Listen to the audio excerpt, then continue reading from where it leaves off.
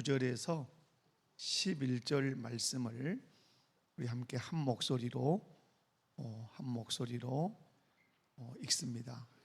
요한일서 4장 9절에서 11절입니다. 다 같이 읽습니다.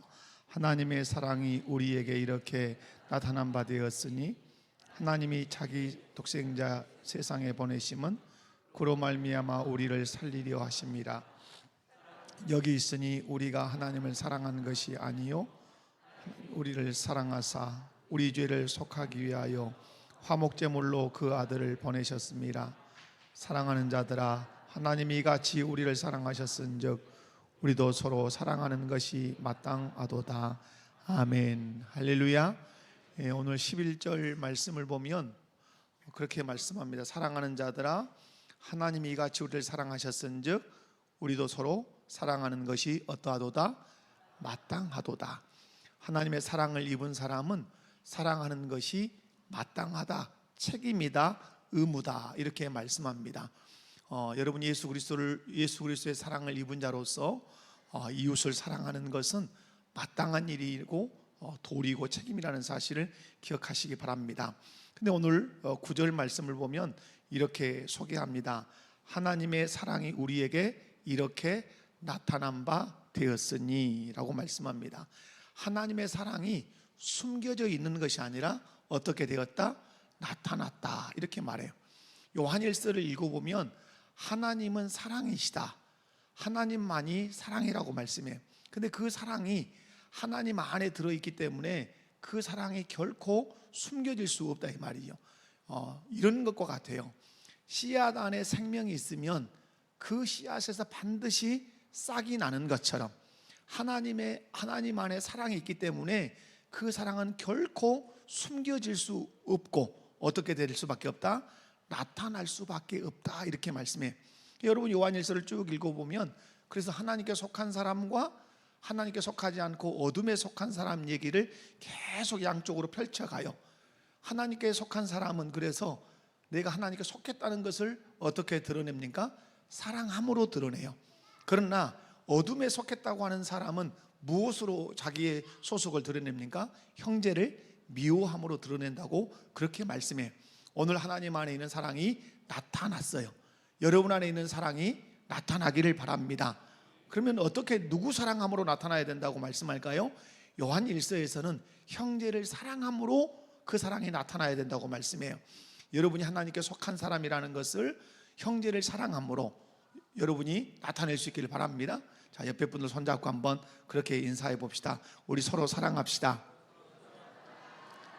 이것은 너무 자연스러운 거예요. 억지스러운 게 아니라 하나님 안에 있는 사랑이 나타나는 것이 아주 자연스러운 것처럼 우리가 하나님의 사랑을 입었기 때문에 우리 안에 있는 사랑이 형제를 향해서 나타나는 것은 아주 자연스러운 거예요. 그런데 어떻게 나타나는가? 오늘 말씀을 보면 내어줌으로 나타난다고 말씀해요. 오늘 9절 말씀을 보면 이렇게 기록하죠. 하나님의 사랑이 우리에게 이렇게 나타난 바 되었으니, 이 방식은 어디 방식과 비슷한 방식이에요? 요한복음 3장 16절 말씀과 비슷한 방식을 채택하고 있어요. 하나님의 세상을 이처럼 사랑하사라는 말씀과 오늘 말씀 하나님의 사랑이 우리에게 이렇게 나타났다 하는 말씀이 비슷한 문체를 가지고 있어요. 이유는 다른 데 있지 않겠죠. 요한복음을 기록한 사람과 요한일서를 기록한 저자가 어떠하다, 기록자가 같기 때문에 그래요.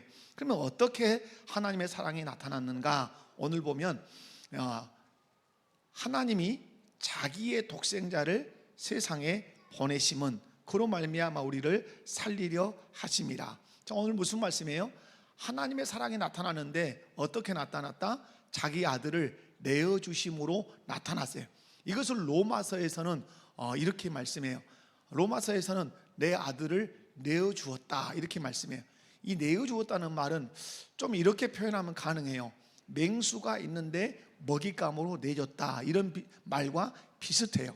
다시 말해서 하나님 아버지께서 독생자 예수를 내어주심으로 우리를 향한 사랑을 베풀었는데 누구에게 내어줬죠? 십자가 예수를 못 박을 그 사람들에게 예수님을 내어줬죠. 내어주니까 어떤 일이 벌어졌죠? 예수님을 때리기 시작했고 예수님을 채찍질하기 시작했고 조롱하고 희롱하고 결국은 예수님을 십자가에 못 박았어요.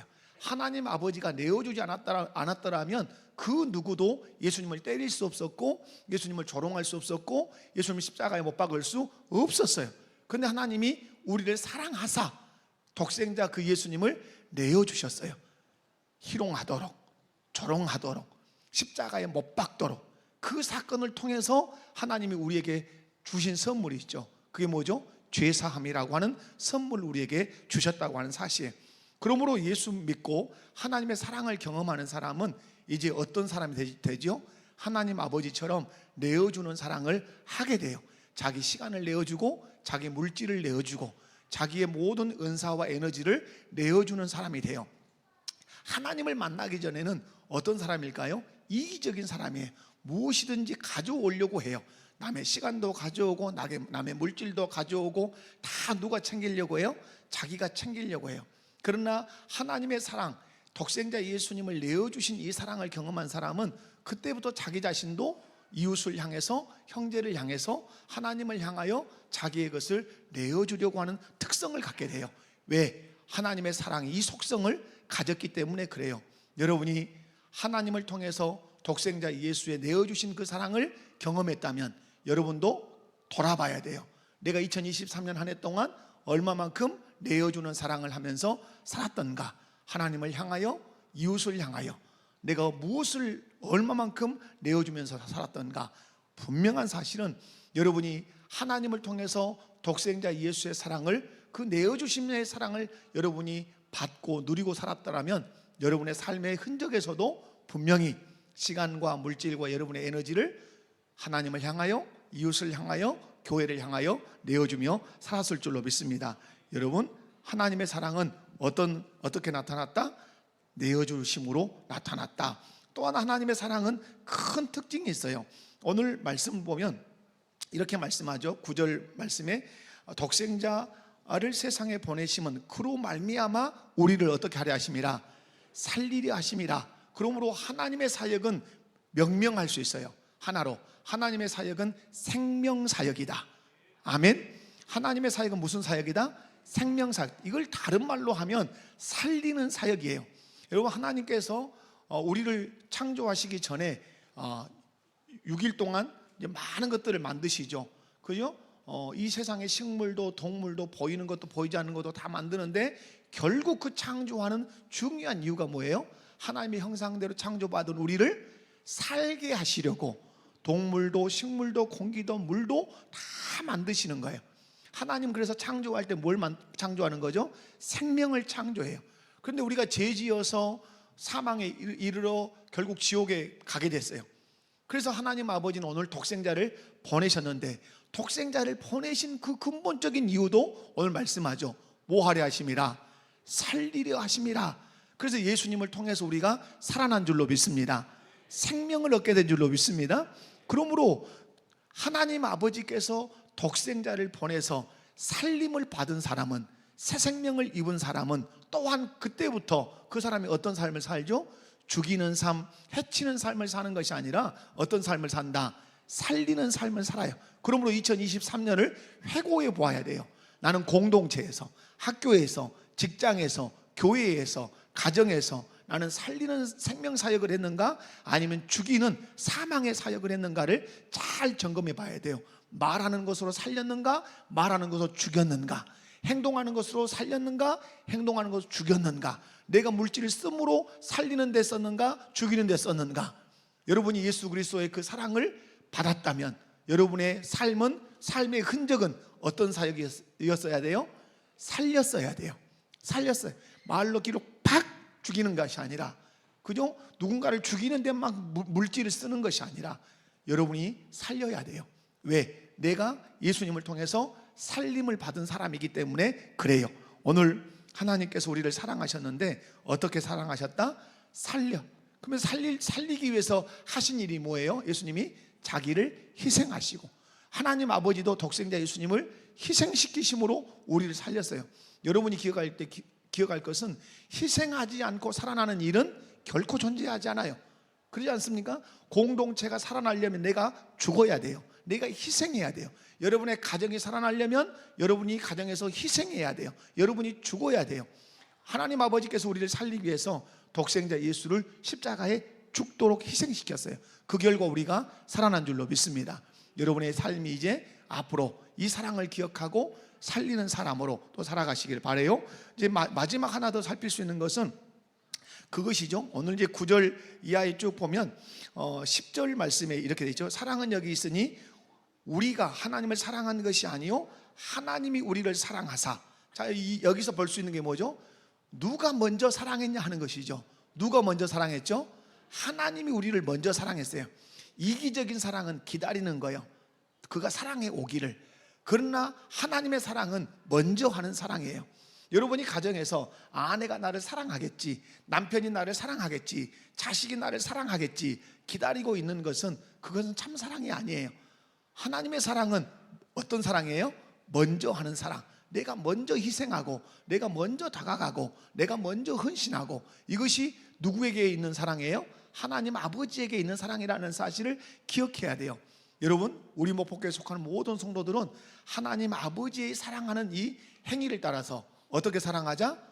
먼저 사랑하자. 옆에 분들 손잡고 한번 인사합시다. 먼저 사랑합시다. 아멘이십니까? 그래서 오늘 말씀 보면 먼저. 그런데 오늘 10절 끝에 보면 이렇게 말씀하죠. 우리 죄를 속하게 하여 어떤 제물로? 화목 제물로 그 아들을 보내셨습니다. 이렇게 말씀해요. 여러분, 사람과의 관계가 화평하고 또 남편과 또 가족 간에 교회 공동체 안에 이 화평하려면 반드시 그 사람이 뭐가 돼야 돼요? 화목의 제물로 살아야 돼요. 예수님은 화목 제물이 되기 위해서 이 땅에 인간의 몸을 입고 오신 거예요. 내일 성탄절인데 예수님이 누가 되기 위해서 오신 거예요? 화목 제물. 어디서 죽는 제물? 십자가 위에서 제물로 죽는데 무엇을 위한 제물이에요? 화목 제물이에요. 1차적으로 누구와 누구의 화목이에요? 하나님과 우리의 화목을 위해서 십자가에 죽으셨고, 사람과 사람 사이의 화목을 위해서 예수님이 십자가에 죽으셨고, 또 하나의 화목이 있죠. 피조물과 우리의 화목을, 이 자연 만물과 화목을 위해서 예수님께서 십자가에서 우리를 위해서 죽었단 말이에요. 그러므로 여러분이 가정에서, 그리고 직장에서, 교회에서 또 피조 세계를 대하며 여러분이 누구로 사셔야 돼요? 화목 제물로 사셔야 돼요. 이것이 하나님 아버지께서 우리에게 보여주신 중요한 사랑이라는 사실을 기억합시다. 오늘 말씀을 정리합니다. 하나님은 독생자 예수를 우리에게 보내주심으로 우리에게 사랑 표현을 하셨어요. 그 예수님은 우리를 위해서 죽으심으로 또 사랑 표현을 하셨어요. 그렇다면 우리도 오늘 하나님의 이 사랑을 체득하고 또 그 생명의 특질을 우리가 살려서 서로 사랑하는 삶을 살되, 사랑은 반드시 숨길 수 있다 없다? 없다. 그건 생명적인 거기 때문에 감춰둘 수도 없고 숨길 수 없어요. 반드시 사랑은 나타나게 돼 있어요. 나타나는데 어떻게 나타나죠? 오늘 말씀 봤던 것처럼 내어주는 사랑으로 나타나요. 반드시 내 것을 내어주지 내가 뭔가를 착취하려고 하는 사랑은 하나님 사랑 아니에요. 여러분이 내어주면서 사랑하시기 바라고, 그 다음에 어떤 사랑한다 그랬어요? 그 다음에 어떤 사랑? 오늘 말씀해 보면 먼저 내가 다가가는 그런 사랑을 하고, 그 다음에 어떤 사랑? 살리는 사랑. 이 사랑이 누구의 사랑이다? 하나님의 사랑이며 예수 그리스도의 사랑이며 하나님이 교회 공동체와 성도에게 바라시는 사랑이라는 사실을 알고 올 한 해 잘 마무리하시고 2024년 이 사랑으로 승리하는 우리 모든 성도들 되시기를 주님의 이름으로 축원합니다. 기도하겠습니다. 아버지 감사합니다. 2024년을 마무리하는 가운데 성탄절 전야를 맞이했습니다. 오늘 이 시간 우리 유치부 아이들에서부터 어른에 이르기까지 여러 가지 찬양도 율동도 어떤 행위들을 할 겁니다.